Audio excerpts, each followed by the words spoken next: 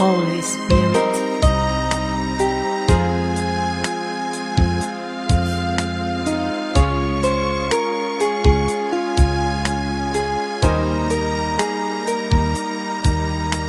Kailan ka iniwan ng Diyos? Kailan mo naranasan na siya ay wala? Anong sakit ang di niya pinagaling? Anong problema ang di niya binigyan ng katugunan? Di ba't wala?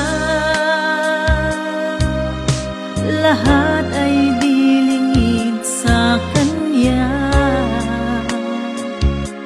kaya't huwag mabahala. Hindi tayo kailanman bibiguin, at di pa ba bayaan ng Diyos?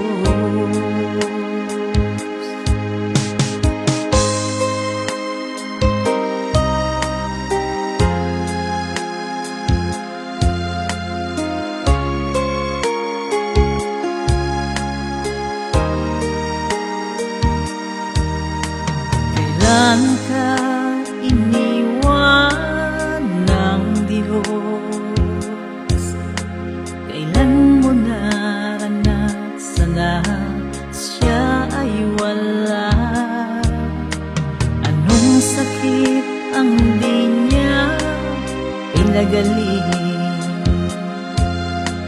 Anong problema ang di niya binigyan ng katugunan? Di ba't wala? Lahat ay dilingid sa Kanya, kaya't huwag mabahala. Hindi tayo kailanman bibiguin, at di pa ba bayaan ng Diyos? At di pa ba bayaan